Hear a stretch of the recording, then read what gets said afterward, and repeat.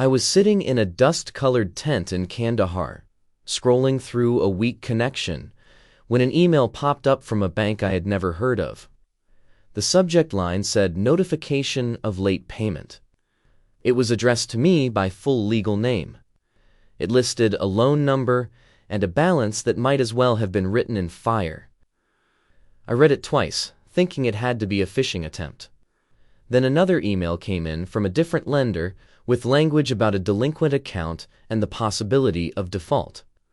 The third was a physical letter that a buddy photographed back home and sent me because it had been forwarded from my old address.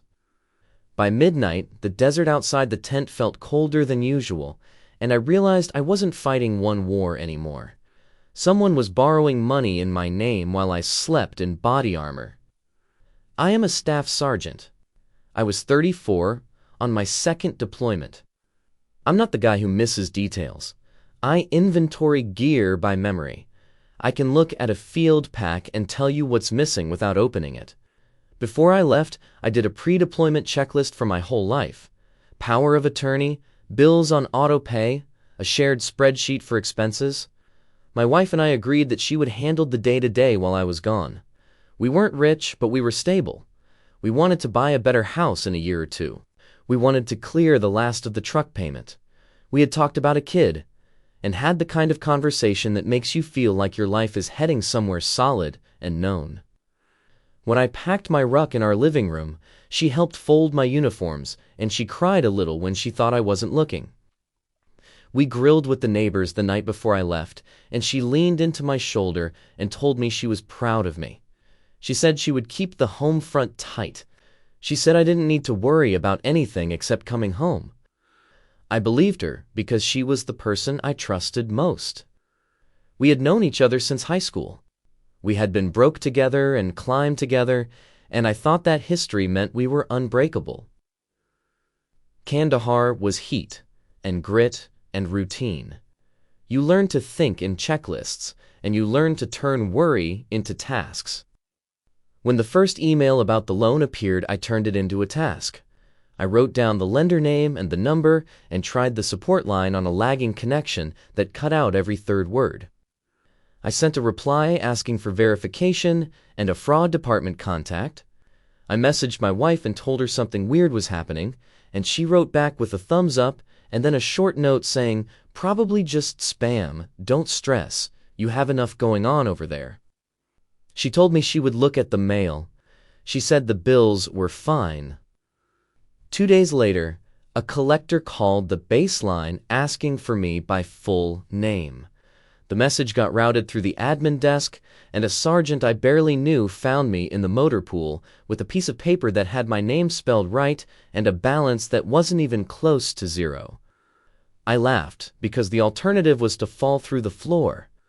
I called the number back and listened to a recording say, "This call may be monitored," and then a woman told me I was past due by 30 days for a personal loan at an interest rate that would make your eyes water.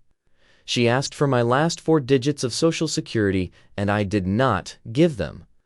I asked for the application details instead. She said she couldn't share those until I verified my identity. I hung up.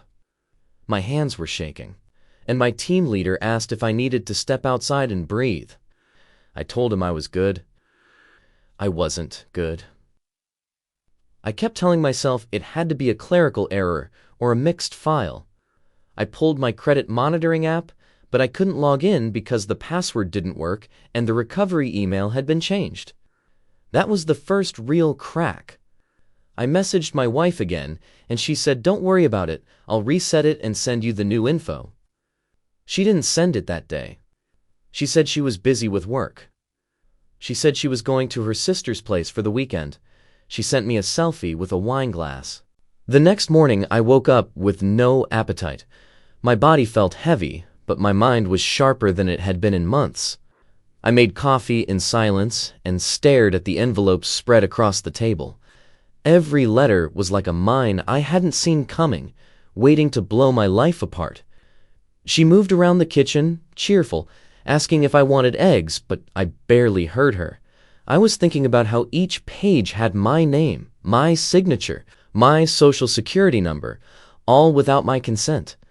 The thought looped in my head like a bad radio signal. Who else knew my details? Who else had access? And every time I circled back, the answer was always her. She kept saying I was stressed, that coming home from deployment takes time. She told me I should relax, that she would handle everything. But I had stopped believing her words. I started paying attention to the small details. Receipts shoved in the trash. New clothes in the closet with tags still on them. A phone charger that didn't fit either of our devices. Each one felt like a breadcrumb left on the trail of a lie. I opened the bank app on my phone. The balance was lower than I had expected. I clicked through the history and saw cash withdrawals, always under $600, the kind of number you pick when you don't want to trigger attention. They were at ATMs I didn't use, always on Friday evenings, always while I was half a world away.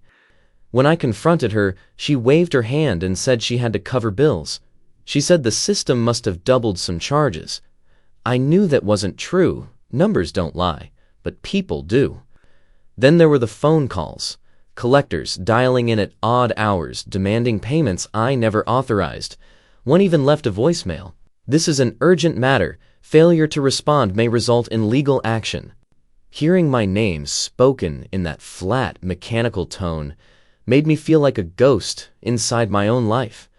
I asked her again if she had opened anything, if maybe she had signed something to cover emergencies, and she looked me dead in the eye and said no. The denial was smooth, too smooth, like someone who had practiced the line. I tried to believe her. I told myself that maybe deployment had made me paranoid. Maybe I was reading too much into normal life. But the red flags wouldn't stop piling up. A neighbor mentioned how nice the new car looked.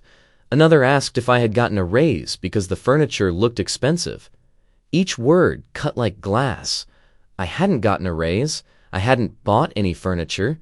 I hadn't even sat on the couch before it arrived. One night, I noticed her laptop open on the kitchen counter. She was asleep, and the screen glowed faintly in the dark. Curiosity pulled me in. The browser history was scrubbed clean, but the email notifications weren't. There were messages from lenders. Subject lines like, "Welcome to your new account," and "Your first payment is due soon." My stomach twisted as I clicked one. The greeting said, "Dear, my full name." Attached was a PDF of a loan agreement. The signature at the bottom was shaky, but it was mine. Or at least, it was trying to be mine. The handwriting was close enough that anyone who didn't know me would believe it. But I knew my own hand. I had spent years signing forms, checks, contracts, military paperwork. My signature is a habit I could do blindfolded. The one on that PDF wasn't mine. It was hers, imitating me. That realization made my blood run cold. It wasn't just the money anymore. It was the betrayal, the deliberate choice to pretend to be me, to wear my name like a mask. I started digging deeper. Credit reports, bureau alerts, bank statements. Each search felt like peeling skin off a wound. I found accounts I had never opened, inquiries from lenders in towns we had never visited, even a line of credit attached to a store where she shopped for clothes. Every trail led back to her. The phone number listed, the address listed, the email addresses tied to the accounts. She wasn't even careful. It was all sitting in plain sight. When I confronted her again, she broke down crying. She said she had been overwhelmed. She said the bills were too much. She said she just needed to get by until I came home. She promised she would fix it, that she had a plan, that none of this was as bad as it looked. But I had seen the numbers. I had read the documents. It was worse than bad. It was deliberate. It was theft under the roof we shared. The gaslighting got worse after that. She started telling me I was remembering things wrong, that maybe I had approved some of the accounts before leaving, that maybe I had forgotten signing papers in the rush of deployment. At first, I almost doubted myself, but then I thought back to that night in Kandahar, the email subject line burning in my eyes, and I knew she was lying. I was thousands of miles away when those signatures went down. I had proof in my deployment logs. I had alibis in my squad. The suspicion grew heavy. I started watching her every move. She would leave the house with her purse heavy, come back lighter, no shopping bags, but new things would appear in the house. She would take phone calls outside and lower her voice when I walked near. She began locking her phone when she used to leave it face up on the counter. Each change screamed guilt. I didn't want to believe it, but belief doesn't change the truth. Then one evening, she came home with a shopping bag, smiling like nothing was wrong. I asked casually what she bought. She froze for a second and then laughed it off and said it was a gift for her sister. Later, when she was showering, I peeked into the bag. Inside was a stack of unopened envelopes from creditors, all addressed to me. She had hidden them in the trunk of her car. That moment ended any last piece of denial I had left. It wasn't a misunderstanding, it wasn't stress, it was betrayal, calculated and ongoing. I sat at the kitchen table that night with the envelopes in front of me, feeling the walls close in. I thought about the nights in Afghanistan when I had slept in body armor, ready for mortar fire. And now here I am, home, unarmed, and ambushed by the person I trusted most. The suspicion wasn't suspicion anymore. It was truth knocking on my door. All that was left was proof, and I was determined to get it. The breaking point came faster than I expected. I had just gotten back from a late shift when I walked into the living room and saw her purse tipped over on the couch, a pile of papers spilled out. Among them was a loan statement, with my name at the top, and a balance that made my chest tighten. I picked it up and read every line, each word slicing deeper. It wasn't just one loan anymore. It was 3. All opened within months of each other, all signed with a shaky version of my name. She walked in a moment later, froze when she saw the papers in my hand, and tried to smile like it was nothing. But her face gave her away. I asked her point blank how many accounts she'd opened in my name. Her mouth moved but no sound came out at first. Then she said she didn't know what I was talking about. She tried to grab the papers back, but I held them tight. That was when I knew. Not suspected. Knew. She had done it. The woman I left in charge of my life while I went to war had forged my name and drowned us both in debt. I felt like the floor disappeared under me. I sat down hard on the couch, the papers trembling in my hands. She started crying again, saying she didn't mean to hurt me, that it was just temporary, that she would fix it. She said all the same lines, like she had rehearsed them in the mirror. I didn't yell. I couldn't. The betrayal was so sharp that my voice simply wouldn't come. I told her quietly that I needed to see everything. Every account, every loan, every card. She shook her head, saying I wouldn't understand, saying it was complicated. That was when I realized she wasn't going to confess. She was going to keep lying until the truth ripped itself out of the ground. That night I went digging on my own. I logged into the credit bureau sites, filing for full reports. The screen lit up with lines of accounts, inquiries, and balances that felt like they belonged to a stranger. But it wasn't a stranger. It was me. My name. My number. My identity, stretched across debts I never chose. The balances stacked higher than I could count. 10,000. 15,000. Another 6 on a store card. Every total another weight on my chest. I printed the reports, page after page, until the printer spat out a stack an inch thick. Each page was a crime scene, and the fingerprints were hers. I went into the shed behind the house the next morning. Something had been nagging at me for weeks about how she kept locking it when she never used to care. The lock was flimsy. I pried it open. Inside were boxes, neatly stacked, labeled with shipping stickers. Every single one was addressed to me. My name, my address. Some were unopened. Some had been torn into. Electronics, furniture pieces, small appliances. I recognized the brands from the charges on the statements.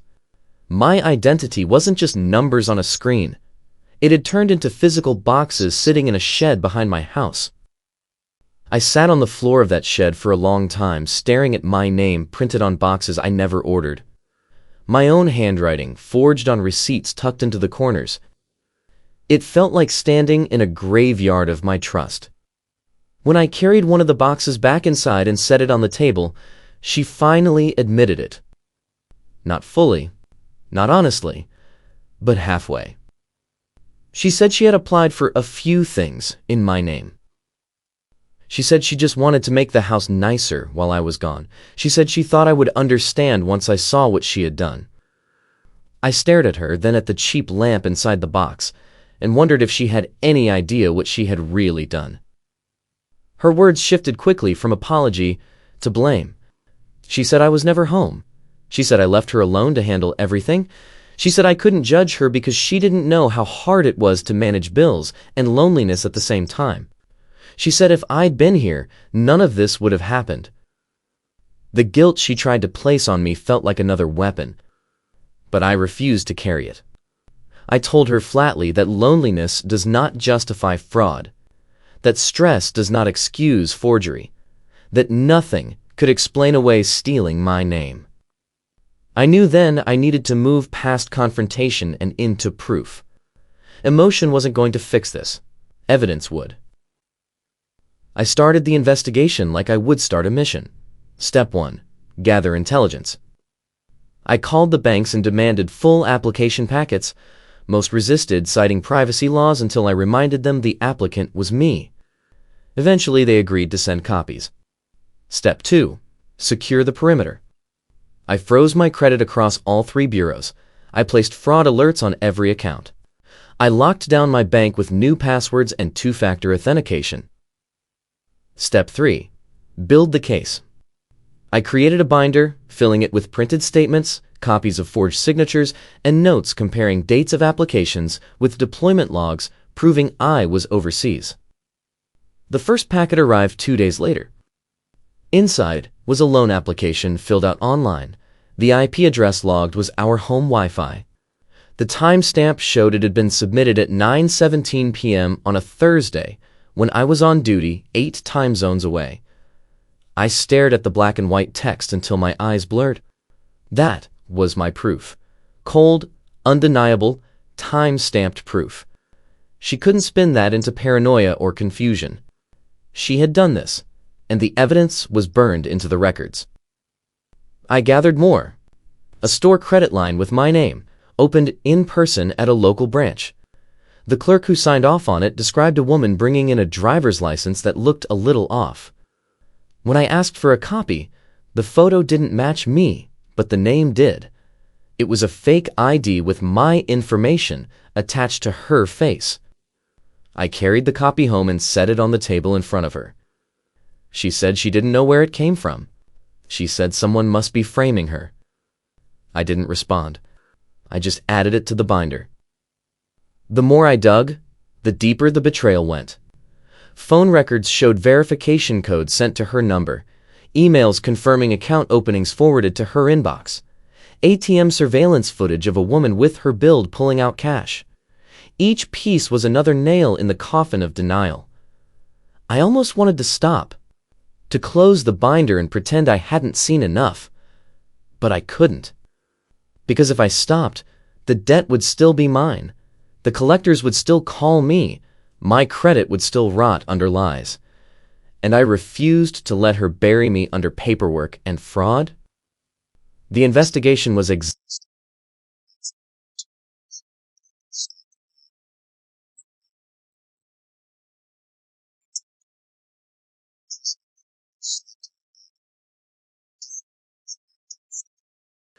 Yet with each piece of proof, I felt a strange clarity building.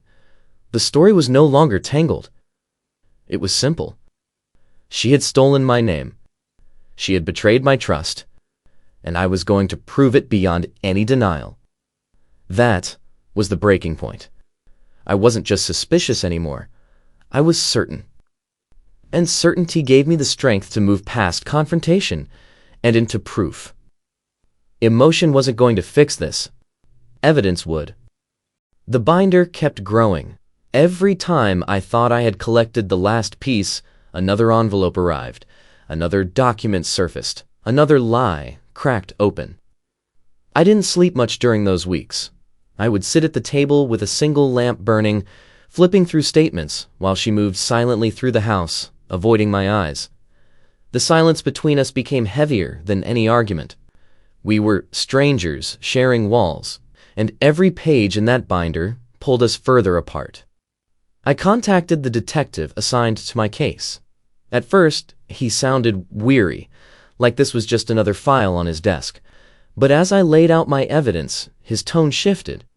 He told me most victims of identity theft don't have this much proof, and almost never when the suspect is someone inside the home. He said the IP logs and the forged signatures were strong, but what really sealed it were the physical receipts and boxes. Fraud leaves a paper trail. My wife had left one wide enough to march an army through. The detective subpoenaed the financial institutions. Records came back confirming what I already knew.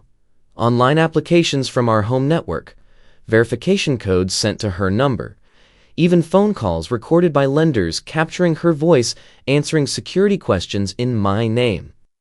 The sound of her speaking my details like they belonged to her made my stomach turn. There was no way out for her now, no excuse that could bend reality far enough to cover the truth. When the formal interview came, she showed up wearing a sweater that made her look small, almost fragile. She smiled nervously at the detective and said she was ready to cooperate. Then she launched into a story about how I had given her permission to use my information, how I had told her over the phone from Afghanistan to do whatever she needed to survive. She painted herself as a desperate wife, holding things together while her husband fought overseas. It was a performance, almost convincing if I hadn't been the man living behind the curtain. The detective let her speak, then slid the IP log across the table. He asked her to explain how my voice had logged in from our couch at the same hour my deployment log showed I was on patrol. She stammered, said she didn't remember. He asked about the notary who remembered her face. She said they must be mistaken. He asked about the neighbor who appeared on security footage at her side. She called him a friend who had been helping with errands. Each denial dug her deeper. The detective didn't raise his voice. He didn't need to. The weight of the facts was enough. I moved out soon after. At first into the barracks, then into a small rental with nothing but a mattress, a folding chair, and my binder. It was a strange relief. Lonely, yes, but honest. Every item in that room was mine, untouched by lies. Her family called me cruel. Some said I should forgive her, that marriage means enduring mistakes. Others admitted quietly they weren't surprised. My own parents told me that love doesn't mean blindness. My father said he once trusted a man who smiled at him while emptying his wallet, and that the trick in life is not to mistake charm for loyalty. The district attorney filed charges: identity theft, forgery, and fraudulent use of personal identifying information. She hired a lawyer who painted me as a controlling soldier, said deployment had changed me, said I was exaggerating. He tried to point out tiny clerical errors in documents to spin a single misspelled word into a web of doubt. He suggested the neighbor was just a helpful friend, that my screenshots were misunderstandings. Lies need complication to survive. The truth was simple. The applications came from our house. The signatures matched her hand. The clerks remembered her. The cameras showed her. The neighbor's texts did not read like charity. I testified for over an hour. I listed dates, receipts, account numbers. I told the court how I had opened that first envelope, how my stomach sunk when I saw a signature pretending to be mine. I explained that while I had been thousands of miles away serving my country, someone at home had been serving themselves with my name. I didn't raise my voice. I didn't need to. The weight of the facts was enough. When the judge finally spoke, the room went silent. He looked at me, then at her, then at the stack of evidence. "Sergeant, you've been fighting the wrong war. This one ends today." His gavel came down with the sound that felt heavier than any mortar blast I had ever heard. He ordered restitution. He placed her on probation with conditions that barred her from opening any new accounts. He entered a formal finding that the deaths in question were the result of identity theft. That single line became my shield, proof I could carry to every creditor still clinging to their claims. The neighbor never showed his face in court. He disappeared from our street and eventually from town. His absence was as loud as any confession. Her family fractured, half refusing to speak to me, half whispering apologies when no one else could hear. My unit watched me closely during that time, worried I would break under the strain. But I didn't break. I adapted, just like in deployment. Only this battlefield was paper, ink, and lies. Walking out of that courtroom, I didn't feel victory. I felt empty. Justice doesn't restore what was taken, it just stops the bleeding. But I had my name back, I had my record cleared, and for the first time in months, I felt like the ground under me was steady. The day after court, I began the slow cleanup. Justice on paper is one thing, but living with the aftermath is another. I made copies of the judge's order and sent them to every lender still trying to collect. Some closed the accounts quickly, apologizing for the inconvenience. Others dragged their feet, asking for more documentation. I didn't care. I had what I needed now, the one piece of truth they couldn't ignore. Each letter I mailed felt like reclaiming a brick from the wall she had tried to build over my life. I changed every password. I locked my credit with long-term alerts. I added an IRS identity PIN because I knew tax season would be another chance for fraud. I opened new accounts in banks she had never touched. I cleaned my digital life down to the bone. It was tedious, exhausting work, but it was also healing. Each step reminded me that my name belonged to me again, that I wasn't powerless, that betrayal had left scars, but it hadn't stolen my future. Socially, the fallout spread wide. Friends we had shared for years picked sides. Some called me harsh for pressing charges. They said marriage meant forgiveness, that money could be replaced. I didn't bother arguing. They weren't the ones answering calls from collectors at midnight. They weren't the ones staring at forged signatures in their own names. Other friends stood by me. A couple even admitted that they had gone through smaller betrayals themselves, debts taken out by relatives or partners while they were away. They said they had been too ashamed to talk about it. Hearing them made me realize I wasn't alone. Betrayal isolates you, but stories connect you back to the world. My parents were steady through it all. My mother told me that sometimes love blinds you to the obvious. My father told me that when trust is broken, you don't glue it back, you rebuild with stronger wood. Their words carried me through nights when the silence in my apartment felt unbearable. I had moved into a small place near base, just a mattress, a folding table, and the binder of evidence. It wasn't much, but it was honest. Every item in that room was mine, untouched by lies. Financially, the recovery was slow. My credit score had been dragged through the mud, and rebuilding it felt like climbing out of a pit with my bare hands. But I did it, one payment at a time, one letter at a time. A year later, I saw the number climb back into decent territory. I celebrated quietly, not with champagne or parties, but by buying myself a new pair of boots, paid for in cash. Small victories, but mine. Emotionally, the scars were harder to heal. I saw a counselor on base who specialized in betrayal and trauma. She told me, grief isn't only for death. Sometimes you grieve the person you thought you loved, even when they're still alive. She taught me how to build small promises to myself and keep them, to remind my own mind that I could still trust someone. That someone was me. I started running again, taking long jogs at night until my lungs burned and my thoughts quieted. I stopped checking locks 3 times before bed. I learned to sit in silence without waiting for the next lie to drop. As for her, she faded from my life like a shadow at dawn. She moved away. I heard rumors through mutual acquaintances, whispers that she struggled with the same habits, chasing quick money with someone else's name. I don't know if they're true. I don't care. I stopped checking her trail. She no longer had the power to touch my story. The neighbor vanished too. One day he was there, the next he wasn't. His absence was an unspoken confession. I didn't waste time hunting him down.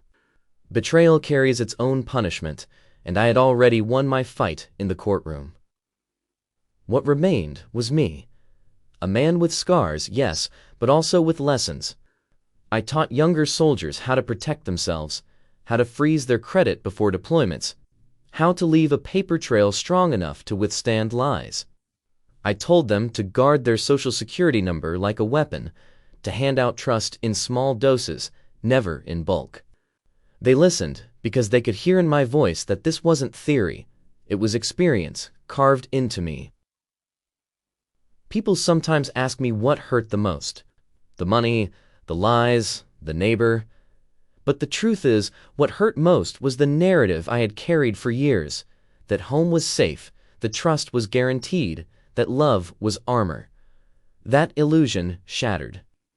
And yet, in its place, I found something harder, sharper, more reliable. I found the truth. That trust must be earned, guarded, checked. That love can be real, but it can also be counterfeit. That survival isn't just in combat zones, it's in kitchens and courtrooms too. I still have the binder. I don't open it often, but sometimes when doubt creeps in, I flip to the page with the judge's order. The line that says the debts were the result of identity theft. That page is proof the truth can take time, but it arrives with a spine. The rest of the binder is a graveyard of lies, but that one page is a monument of survival. Now, when I stand in my own doorway, key in hand, I remind myself of the journey. I thought I would lose my identity in Afghanistan and the dust and chaos of war. It turns out I lost it in my own home, to the person I trusted most. But I found it again, in a courtroom under fluorescent lights, with a judge's gavel striking the table like thunder. That was the day the war ended, and for the first time in a long time, I knew I had won.